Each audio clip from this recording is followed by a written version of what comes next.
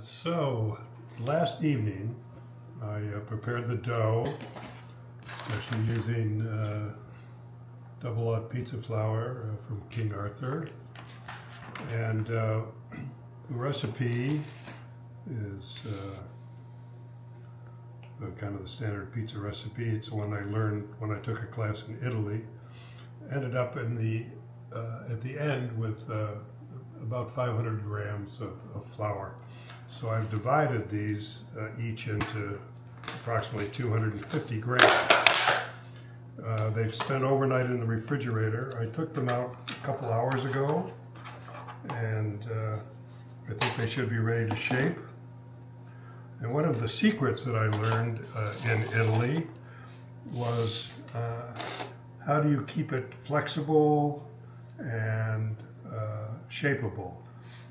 The guy who gave the class put a pile of semolina flour. I've got a mix of semolina and Drummond, and you simply pop your round in, you turn it over, and then you actually begin the shaping using your hands, fingers, but getting this part of it. Flip it over, do it again, flip it over, rotate it, do it again. You can see it's already shaping into a round. I haven't done any more than simply using my fingers to push it out. The goal here is to get approximately a 12-inch round. And I'll show you another strategy. Chris Bianco, who has this amazing pizzeria in Arizona, this is what he does, and he keeps the round touching the surface below. Now you can see we've gotten a pretty good stretch here already. Hydration is enormously important in pizza dough, and this is 60% hydration, and you'll find all bakers talk about baker percentages. So it's the amount of water to flour, and you can see I'm getting it very nicely done. I also like this strategy where you use your hand simply and let gravity do the work. I haven't taken to the point of tossing it in the air, although that's kind of fun to see.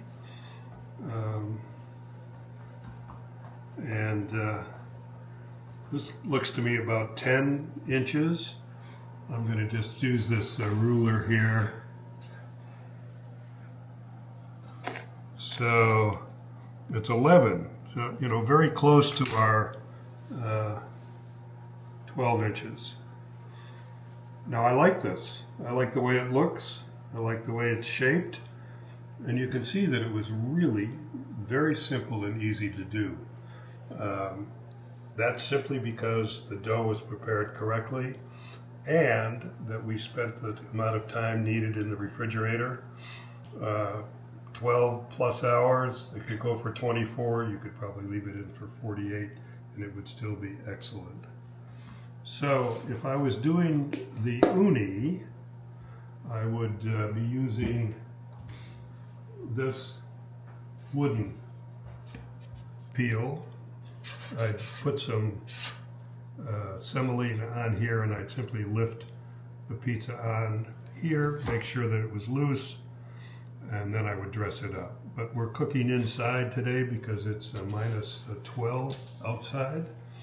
So I'm going to use parchment paper, and I'm going to simply pick it up, drop it on the parchment paper, get it back to a nice round shape. We'll move this. We might do this later.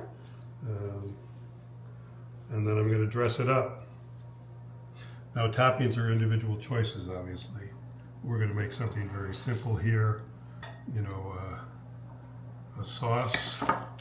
And this is simply crushed tomatoes. If you use whole tomatoes, you want to actually use your hands to break them up. Don't use the mechanical device. So pick it up, drop it in, and I've added some olive oil to this and some seasoning, Italian seasoning. And I've learned that the less sauce, the better. You don't want it to be overly saucy, but you'll learn that based on your own, you know, preferences. I like to get it kind of to the edge.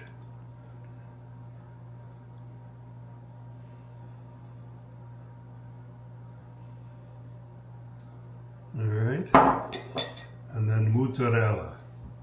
So you could simply lay this on, but I actually like to break it up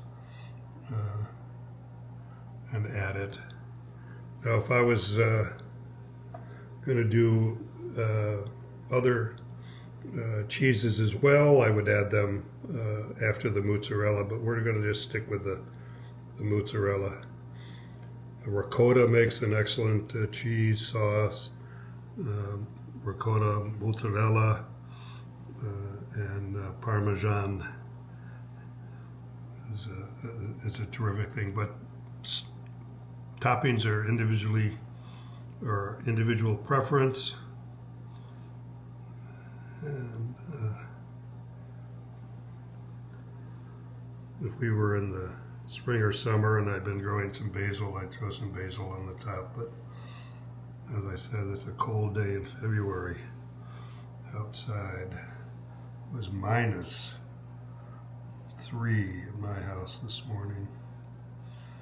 All right, so that's nice.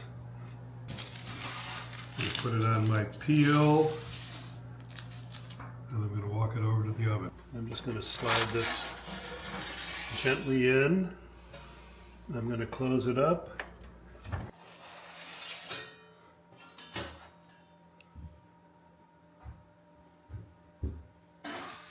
Yeah, so I like the way this looks. Let's take a look at the bottom. Yeah, it could go a little more on the bottom. Just didn't crisp up quite enough, but you know, this part is fine.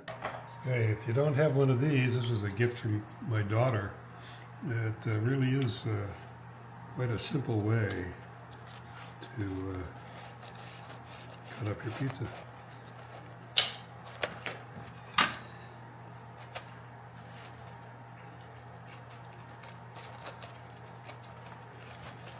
And we're going to enjoy this in just a moment.